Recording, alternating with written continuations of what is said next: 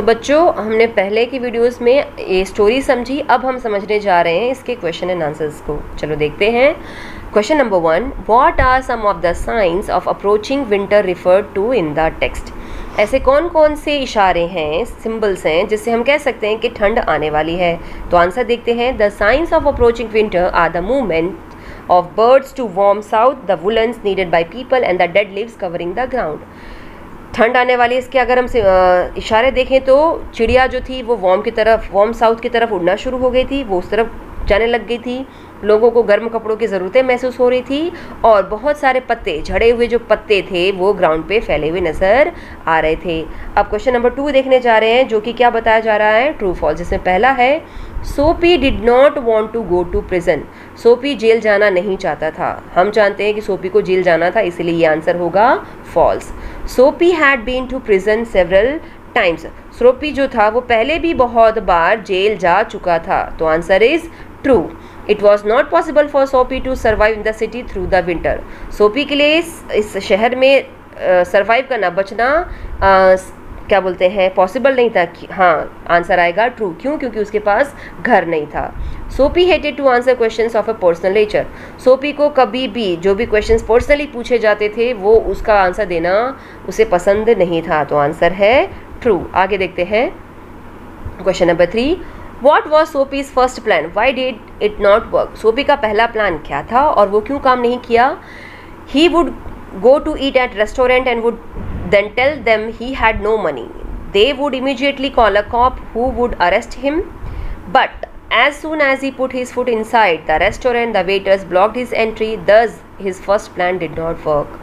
उसने क्या प्लान किया था कि वो एक रेस्टोरेंट में जाएगा, अच्छे से खाना खाएगा, खाना खाने के बाद बोलेगा मेरे पास पैसा नहीं है, तो वो लोग पुलिस वाले को बुलाएंगे, ऐसा उसने प्लान किया था। लेकिन जैसे ही वो बड़े से रेस्टोरेंट में घुसने की कोशिश कर रहा होता है, एक वेटर ने उसको वहीं से लौटा दिया और उसकी जो पहली इच्छा थी, पहली जो ट्रिक थी कि वो जेल जाएगा, वो फेल हो जाती है।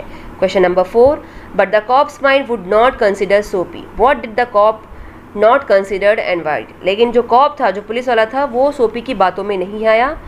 कॉप के हिसाब से, यानी पुलिस वाले के हिसाब से क्या था और क्यों?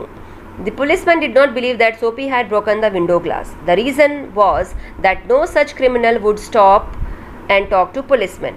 पुलिस वाले को जब सोपी ने बोला कि ये ग्लास के विंडो मैंने तोड़े हैं, तो बोला ये हो ही नहीं सकता। क्यों? क्योंकि कभी भी कोई भी क्रिमिनल जो है वो क्राइम करने के बाद वहाँ पे रुकेगा नहीं पुलिस वाले से बात करने के लिए। Question number 5, we have two orders to let them shout. What is the policeman referring to. यहाँ पे पुलिस वाला बोल रहा है हमें ऑर्डर दिया गया है कि इनको चिल्लाने दो। इसका क्या मतलब है यहाँ पर? The policeman means to say that he got orders not to arrest the unruly and shouting college students. Simply यहाँ पे क्या बताया जा रहा है, वो ये चाहते थे कि हमें सीधे सीधे कहा गया है कि ऐसे बच्चे जो कॉलेज के स्टूडेंट्स हैं, अगर वो चिल्लाते हैं तो उनको अरेस्ट करने का हमारे पास कोई भी ऑर्डर नहीं है। Now question number 6, true false है। Soapy stoles mains umbrella. सोपी ने मैन का अम्ब्रेला स्टोल किया था, answer is true. The owner of the umbrella offer to give it to the Soapy, वो भी ट्रू, क्योंकि उसको क्या लगा कि ये किसका अम्ब्रेला है, सोपी का, उसे वो रेस्टोरेंट में मिला था। Then 3, the man had stolen the umbrella that was now Soapy's. वो जो अम्ब्रेला था जो सोपी ने चुरा लिया था, वो एक्चुअल में किसने चोरी किया था, आदमी ने। कहाँ पर? सुबह सुबह रेस्टोरेंट से, तो इसीलिए ये आंसर है ट्रू। एंड लास्ट, सोपी थ्रू अवे द अम्ब्रेला। सोपी ने गुस्से में आकर के अम्ब्रेला फेंक दिया था, वो भी true. Now question number 7, There was a sudden and wonderful change in his soul. What brought about the change on Sophie? एकदम से उसने अपने आप में बदलाव देखा। क्या रीज़न था जिसकी वजह से सोपी ने खुद को बदलने का प्लान किया? The sight of the home where Sophie had spent his childhood suddenly changed his outlook. The old memories of his mother and the sweet music revived his love for a decent life. He decided to work and become somebody in life.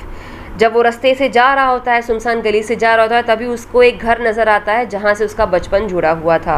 उसे याद आता है कि कैसे उसके लिए उसकी माँ छोटी छोटी चीज़ों की जो इच्छा थी उसको पूरी करती थी, कैसे उसकी उस घर से आने वाली धुन जो थी उसने उसके लाइफ को बदलने का प्लान किया और उसने डिसाइड किया कि अब वो कुछ भी उल्टे सीधे काम नहीं करेगा और अपनी लाइफ में कुछ अच्छा व्यक्ति बन करके आएगा। अब हम डिटेल में क्वेश्चंस पढ़ने जा रहे हैं।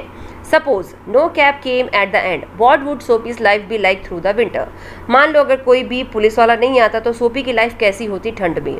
इन case Soapy was not arrested and sent to prison, he would have started a new life. He might have taken up some job and lived like a normal gentleman, but through the winter he might have faced the icy winds.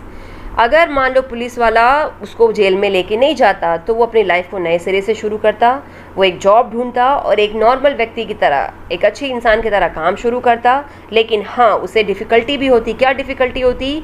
कि वो इस ठंड से खुद को बचा उस हद तक नहीं पाता।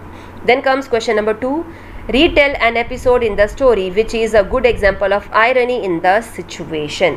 अब यहाँ पे क्या बताया जा रहा है? आप दोबारा से इस स्टोरी को अगर याद करते हैं तो आप बताइए कि कैसे यहाँ पर एक ऐसा इंसिडेंट हुआ है जिसने यहाँ पर एक व्यंग किया है। आयरनी मीन्स कटाक्ष किया है, क्वेश्चनिंग किया है।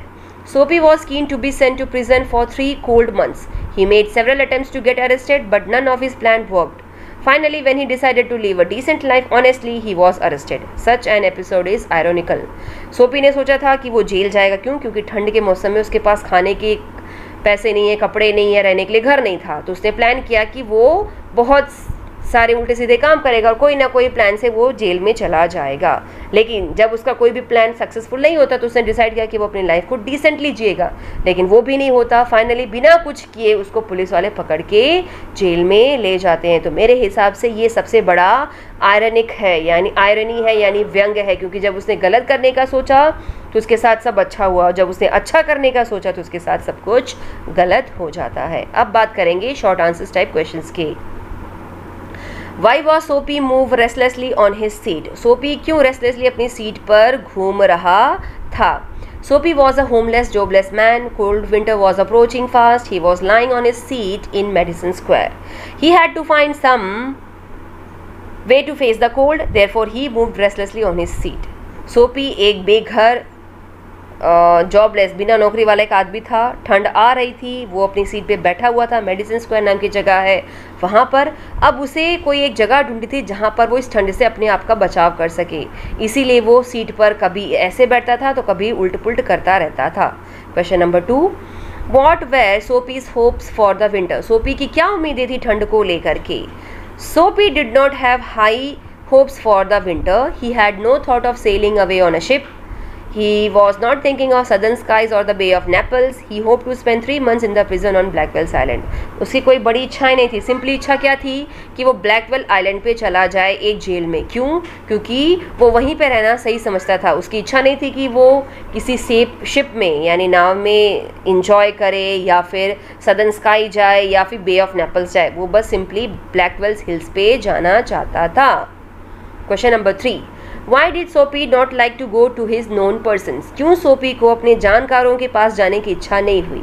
Soapy did not want to go his known persons because he thought that they would ask personal questions from him and he was not ready to answer all their questions about his life.